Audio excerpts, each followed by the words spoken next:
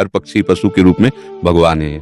नामदेव जी महाराज कुत्ते में भगवान को देखो प्रकट किया ना भगवान। एक बार श्री एकनाथ जी महाराज गंगोत्री से गंगा जल लेकर बहुत से भक्तों के साथ रामेश्वर चढ़ाने जाते थे। प्राय भक्त लोग ऐसा करते हैं कि गंगोत्री से गंगा जल लेकर रामेश्वर में चढ़ाते हैं कांवर में लेके।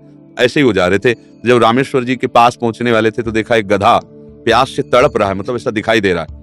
तो उन्होंने विचार किया कि रामेश्वर जी में तो सब जल चढ़ाते हैं और ये प्यासा इसे कोई पिलाएगा नहीं।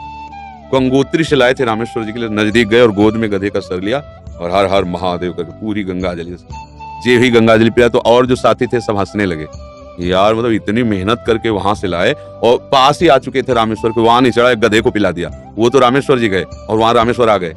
गधे को जे ही गंगा जल पिलाया तो भगवान उठ के बैठ गए, बोले मैं ही था, तुम्हारे को देख रहा था कि तुम केवल मूर्ति में ही मुझे समझते हो या सब जीवों में भी मुझे समझते हो। तुम्हारी इस दया से मैं द्रवित होकर यहीं प्रकट हो गया, क्योंकि कण कण शिव है, तो एक गधे से ही भगवान प्रकट हो गए। तो पशु पक्षियों की सेवा भगवान की सेवा पर अभिमान न करे, भाव ऐसा रखे कि भगवान ने मुझे ये सेवा दी है और सेवा लायक बनाया है बस, और इसका प्रचार प्रसार न करें।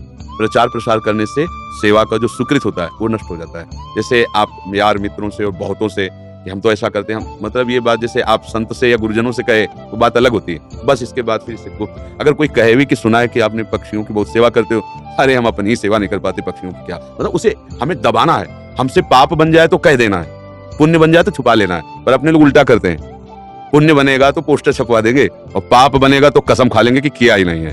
यही हमारी दुर्गति का कारण बनता है। अगर हमसे कोई गलती हो गई और कोई पूछे आपसे गलती, वहां हो गई, अब दंड मिलेगा जो, तो वो नष्ट हो जाएगा। जहां आपने हाँ कहा वो पाप नष्ट हो जाएगा। अगर सभा में खड़ा होकर के स्वीकार कर ले तो दंड मिले ना मिले उसका पाप नष्ट हो गया। और हम सभा में पुण्य को कह सकते हैं, पाप को नहीं कह सकते, देखना है नहीं। तो अपने इस पुण्य को छुपाओ और पशु पक्षी में भगवत भावना करो। जब उनको दाना डाल रहे हो या फल जो भी जैसे पशु पक्षी हो, तो भाव करो, हे भगवान आप इन सब रूपों, और बढ़िया पुण्य बन जाएगा और बड़ा लाभ मिल जाएगा। हे भगवान आप इन रूपों में आके सेवा स्वीकार, नाथ हम पे प्रसन्न रहो कि हम सदैव आपकी सेवा करते हैं। भक्ति हो गई, इसी से भक्ति हो गई, सब में भगवान के दर्शन की भावना बनने लगे। आशा करती हूँ महाराज जी के प्रवचन से हमें ये मालूम हुआ है कि पशु पक्षियों की सेवा करने से कैसे भगवत प्राप्ति होती है। बहुत बहुत धन्यवाद महाराज जी, आपके प्रवचन सुन के हमारा जीवन धन्य